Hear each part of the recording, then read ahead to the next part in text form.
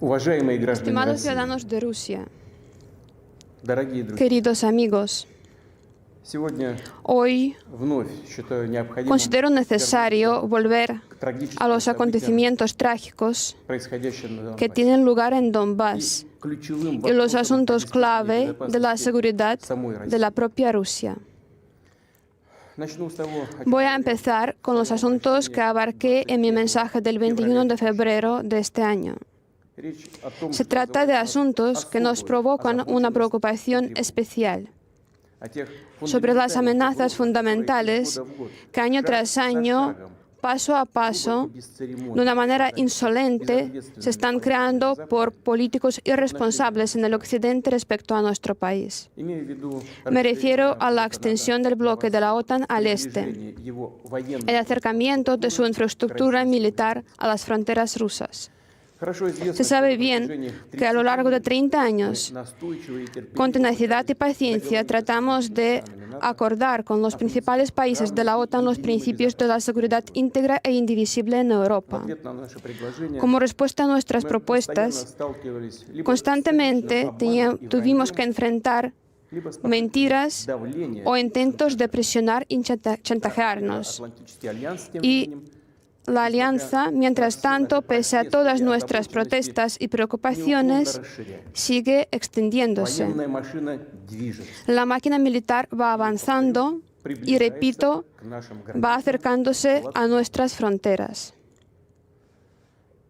Почему все это ¿Por qué sucede todo esto? Откуда ¿De dónde viene esta manera insolente de dialogar desde la postura de superioridad непогрешимости y arbitrariedad? Откуда ¿De dónde viene esta actitud negligente y despectiva a nuestros intereses y nuestras exigencias totalmente legítimas? La respuesta es totalmente clara. Es fácil. Советский Союз в конце 80-х La Unión Soviética a finales de los años 80 del siglo pasado quedó debilitada y luego se desintegró. весь ход происходящего Todos los acontecimientos de aquel entonces son una buena lección para nosotros. он убедительно показал, Nos demostraron что паралич que la parálisis del poder de la voluntad es el primer paso a la total degradación y olvido. нам тогда на какой-то Apenas en aquel entonces perdimos autoconfianza por un periodo y estábamos perdidos.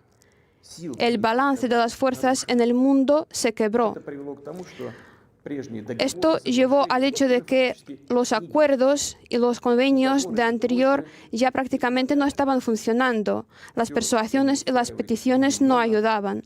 Todo lo que no le parece bien al hegemono y a los centros de poder lo declaran arcaico, obsoleto e innecesario. все, что кажется им Y выгодным, al contrario, todo lo que les parece ventajoso lo presentan como verdad en la última instancia, lo imponen cueste lo que cueste de una manera totalmente descarada, y a los que no están de acuerdo los destruyen. сейчас говорю, касается не только России. Esto de lo que estoy hablando no tiene que ver solo con Rusia y no provoca solo nuestra preocupación.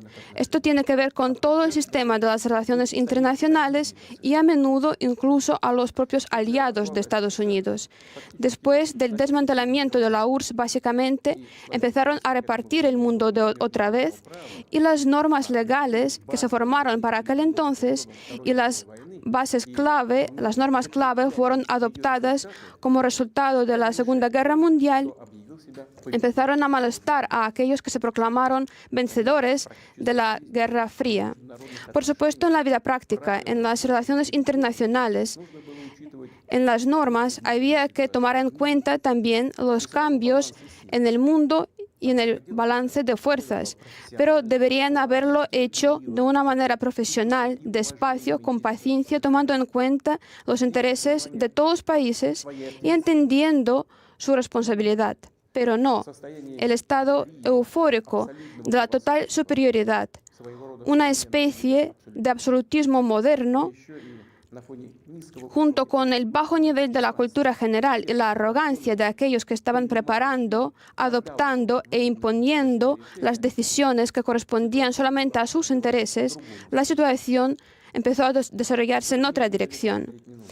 Los ejemplos son muchos. Primero, sin cualquier sanción del Consejo de Seguridad de la ONU, realizaron una operación militar sangrienta contra Belgrado. Utilizaron aviación, misiles en el mismo corazón de Europa.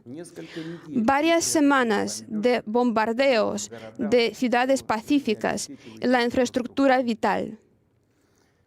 Debemos recordar estos hechos, porque algunos compañeros en el Occidente no les gusta recordar estos conocimientos y cuando hablamos de este tema prefieren priorizar no las normas del derecho internacional, sino las circunstancias que interpretan tal como les parece necesario. Luego llegó el turno de Irak, de Libia, de Siria. El uso ilegítimo de la fuerza militar contra Libia han tergiversado todas las decisiones del Consejo de Seguridad de la ONU sobre Libia, lo que llevó a la destrucción del Estado y la aparición de un enorme núcleo del terrorismo internacional. El país se hundió en una catástrofe humanitaria, en un abismo de una guerra civil. La tragedia a la que abocaron a cientos de miles, a millones de personas, no solo en Libia, sino en toda la región, generó un éxodo migratorio del norte de África y del Oriente Medio a Europa. El mismo destino debía correr Siria.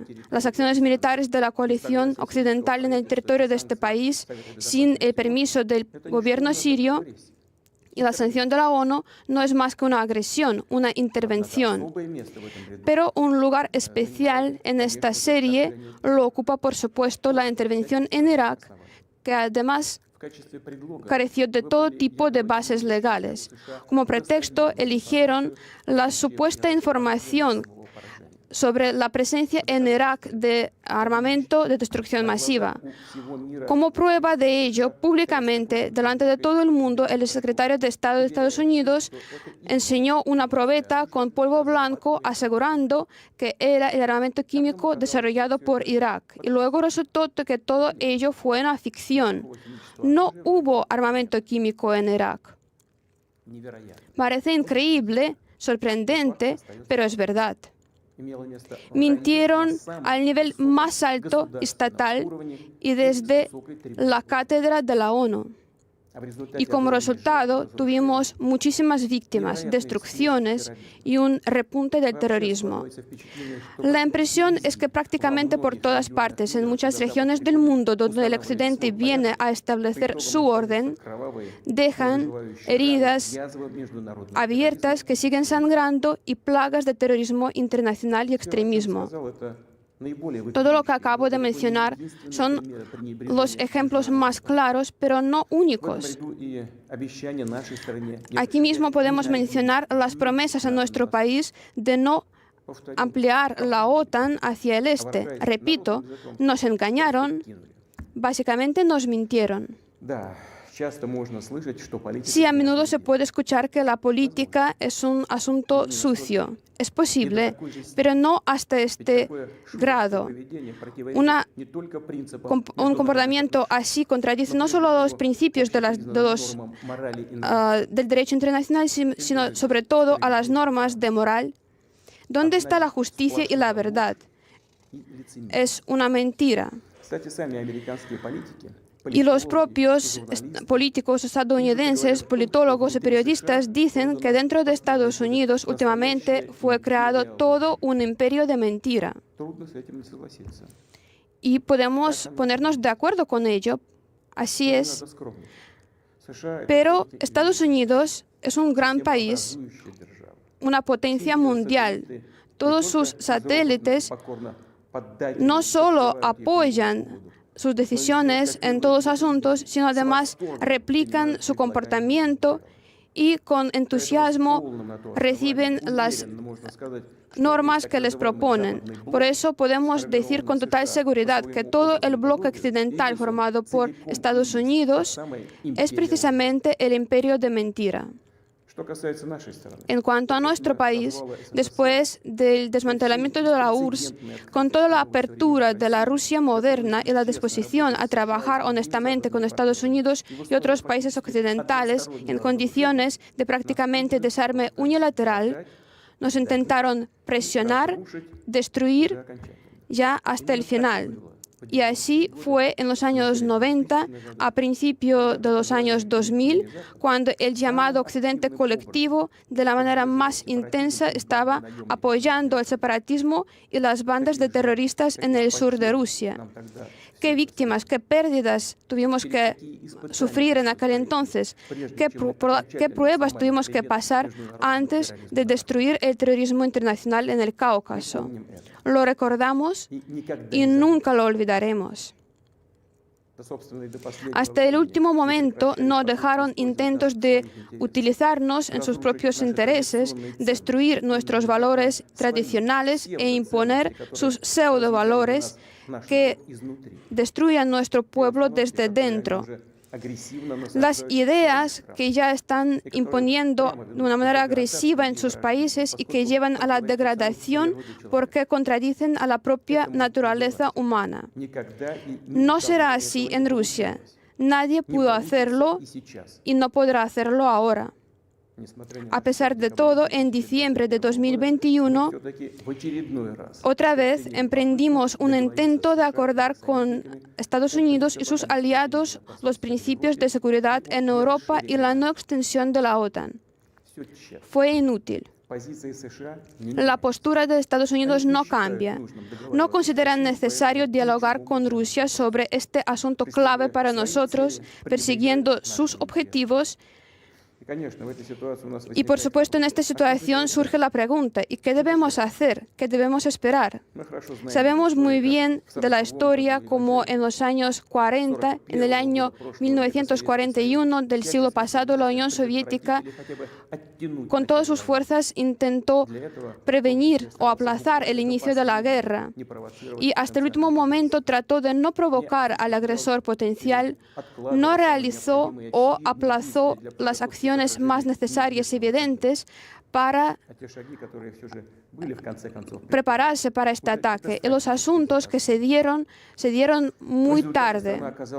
Como resultado, el país no estaba preparado para enfrentar la invasión de la Alemania nazi, que sin declarar la guerra atacó a nuestro país el 22 de junio de 1941. Supimos parar al agresor y luego destruirlo, pero el precio fue enorme. El intento de complacer al agresor en vísperas de la Gran Guerra Patria fue un error que costó muy caro a nuestro pueblo. En los primeros meses de la guerra perdimos territorios enormes, muy importantes estratégicamente y a millones de personas. No vamos a cometer el mismo error otra vez. No tenemos derecho a hacerlo.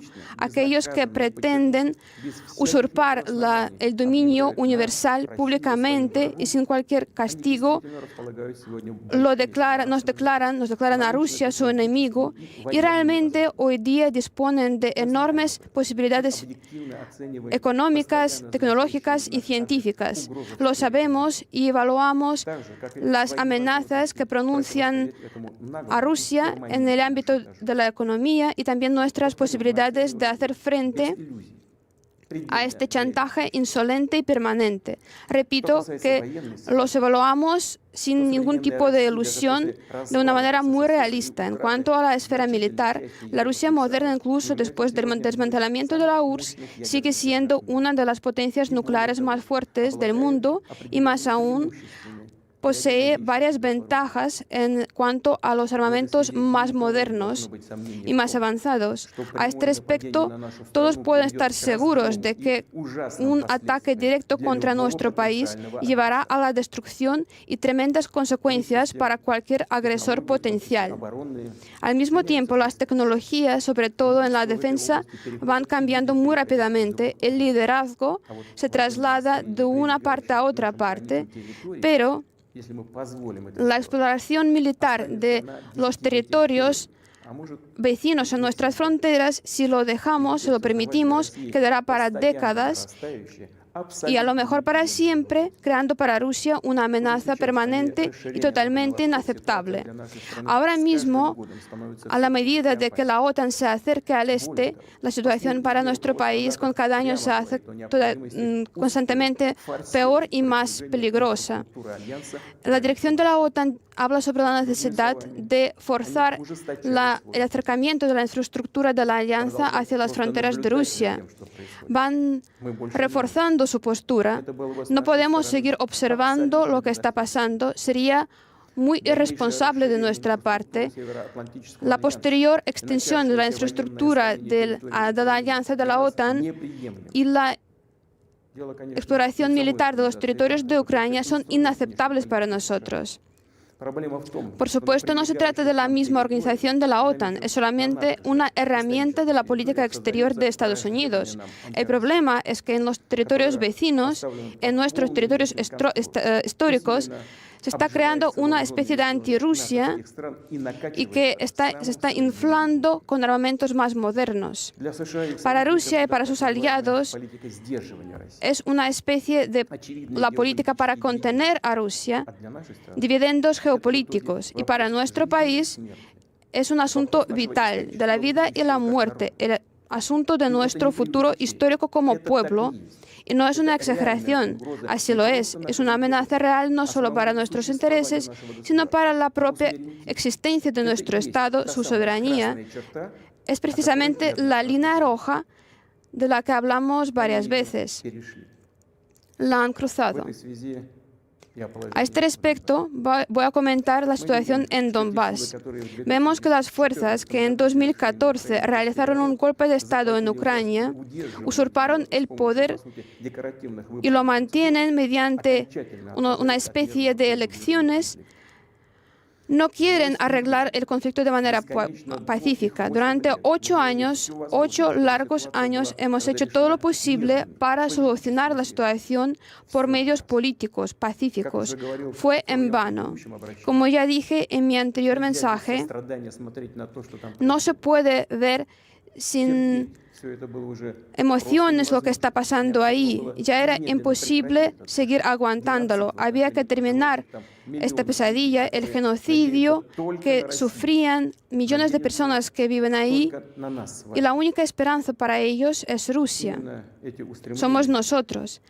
Precisamente estas aspiraciones, estos sentimientos, el dolor de las personas fueron para nosotros el principal motivo para reconocer la independencia de las repúblicas populares de Donbass. Creo importante subrayar otra cosa. Los países principales de la OTAN, para lograr sus propios objetivos, están apoyando a los nacionalistas y los neonazis en Ucrania, que nunca perdonarán a los residentes de Crimea y Sebastopol su voluntad, su decisión de reunificarse con Rusia. Seguramente van a entrar en Crimea, al igual que en Donbass, y van a traer guerra ahí para matar ahí a personas, tal como mataban a personas indefensas los nazis ucranianos durante la Gran Guerra Patria.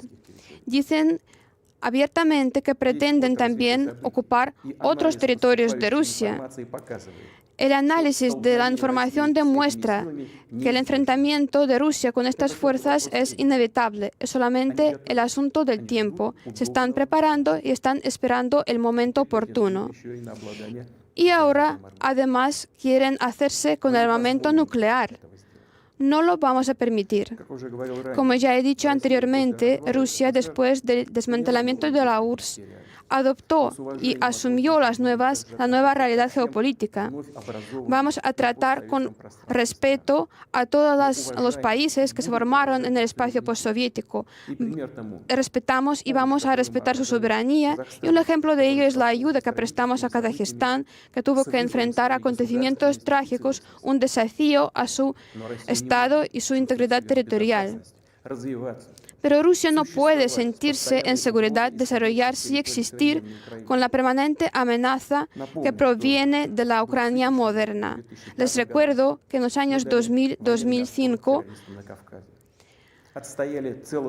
resistimos a los terroristas en el Cáucaso.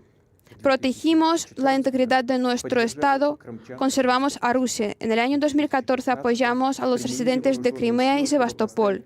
En el año 2015 utilizamos las Fuerzas Armadas para impedir la penetración de terroristas de Siria a Rusia. No tuvimos otra opción para defendernos y lo mismo está pasando actualmente. Nosotros simplemente no tenemos otra posibilidad de defender a Rusia, a nuestro pueblo. Solamente tenemos esta posibilidad que vamos a utilizar hoy. Las circunstancias exigen de nosotros acciones inmediatas y decisivas. Las repúblicas de Donbass pidieron ayuda a Rusia. A este respecto, y conforme con el artículo 51 de la parte 7 de la Carta de la ONU, la sanción del Consejo de Federación de Rusia y los acuerdos de paz y amistad ratificados por la Asamblea Federal el 22 de febrero de este año, con las repúblicas de Donbass, tomó la decisión de realizar una operación militar especial. Su objetivo es proteger a las personas que a lo largo de 8 años estuvieron sufriendo una masacre, un genocidio de parte de las autoridades de Kiev. Y para ello vamos a tratar de demilitarizar y denazificar Ucrania y asimismo llevar a los tribunales a aquellos que realizaron delitos sangrientos múltiples contra los residentes pacíficos y también contra los ciudadanos de la Federación de Rusia. No tenemos planeado ocupar el territorio de Ucrania. No queremos imponer nada a nadie por fuerza. Al mismo tiempo, escuchamos últimamente en el Occidente palabras de que los documentos firmados por las autoridades soviéticas que consolidan los resultados de la Segunda Guerra Mundial, no hay que seguir cumpliéndolos. ¿Qué podemos responder a ello? Los resultados de la Segunda Guerra Mundial, al igual que las víctimas, los sacrificios de nuestro pueblo son sagrados para nosotros. Pero esto no contradice a la realidad que se formó durante las décadas de posguerra y no va en contra del derecho a la autodeterminación contemplado por el artículo 1 de la Carta de la ONU. Les recuerdo que a la hora de crear la URSS, ni después de la Segunda Guerra Mundial, a las personas que viven en estos territorios nadie les preguntó cómo quieren vivir. En base a nuestra política está la libertad de elección para todos a elegir su futuro y el futuro de sus hijos. Y creemos que es importante que todos los pueblos que viven en el territorio de Ucrania moderna tengan el derecho a ejercer esta libertad. Me dirijo también a los ciudadanos de Ucrania. En el año 2014, Rusia se vio obligada a proteger a los residentes de Crimea y Sebastopol de aquellos a los que ustedes mismos los llaman nazis. Los residentes de Crimea y Sebastopol hicieron su elección, estar con su patria histórica, con Rusia. Lo apoyamos y no pudimos hacer de otra manera. Los acontecimientos de hoy no buscan hundir los intereses de Ucrania o el pueblo de Ucrania. Tienen que ver con la protección de la propia Rusia de aquellos que tienen a Ucrania como rehén y tratan de utilizarla contra nuestro país. Es una defensa contra las amenazas que se están creando para nosotros y sobre una desgracia mayor de la que tenemos ahora. Y por más grave que sea, les pido a entenderlo, les llamo a entendimiento para pasar esta página trágica y seguir avanzando, no permitir a nadie intervenir en nuestras relaciones, sino seguir formando, construyéndolas independientemente para crear condiciones para superar todo tipo de problemas y para verse consolidados desde dentro. Y creo en un futuro así. Asimismo, quisiera dirigirme a los militares de Ucrania. Estimados compañeros, sus padres, abuelos, no lucharon contra los nazis protegiendo a nuestra patria común para que los neonazis de hoy usurpen el poder en Ucrania. Ustedes prometieron proteger al pueblo de Ucrania y no la junta antipopular que está saqueando a Ucrania. No utilicen sus órdenes Les llamo a abandonar las armas y volver a casa. Les explico, todos los militares del ejército de Ucrania que cumplan esta exigencia podrán abandonar la zona del conflicto y regresar a sus familias. Vuelvo a subrayar, toda responsabilidad por el posible derramamiento de sangre estará a cargo de las autoridades actuales que gobiernan en Ucrania. Y ahora quisiera decir unas palabras importantes a aquellos que puedan tener ganas de intervenir en los acontecimientos desde fuera. Cualquiera que sea la fuerza que quiera intervenir y crear amenazas para nuestro país, deben saber que la respuesta de Rusia fue inmediata y las consecuencias para ustedes no han tenido precedentes en la historia. Estamos dispuestos a cualquier situación, a cualquier posible guión. Hemos tomado todas las decisiones necesarias al respecto. Espero que me atiendan. Estimados ciudadanos de Rusia, el bienestar, la propia existencia de países y pueblos, su éxito, siempre provienen de un sistema radical fuerte de la cultura y los valores, de la experiencia y las tradiciones de los antepasados, y directamente depende de la capacidad de adaptarse a la vida cambiante, de la integridad de la sociedad y su disposición a consolidarse y aunar fuerzas para avanzar. Las fuerzas siempre son necesarias, pero la fuerza puede ser de diferente calidad. En base a la política del imperio de mentira, del que hablé en el inicio de mi discurso, está la fuerza directa y brutal. Nosotros sabemos que la fuerza verdadera radica en la justicia y la verdad. Y somos nosotros los que tenemos esta verdad actualmente. Y si es así, precisamente la fuerza y la disposición a luchar están en base a la independencia y la soberanía. Son el fundamento necesario en el que se puede construir el futuro, construir su casa, su familia y su patria. Estimados compatriotas, estoy seguro de que los soldados y los oficiales de las Fuerzas Armadas de Rusia, fieles a su país, de una manera profesional cumplirán con su deber. No dudo que todos los niveles del poder actúen de una manera eficiente, al igual que los especialistas responsables de la estabilidad de nuestra economía, el sistema financiero, la esfera social, los dirigentes de nuestras empresas y todo el círculo empresarial de Rusia.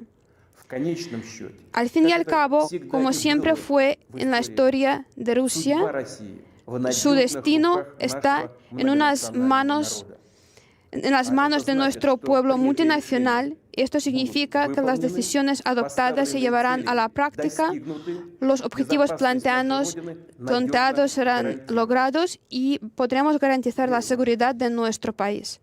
Creo en su apoyo y en la fuerza invencible que viene de nuestro amor hacia la patria.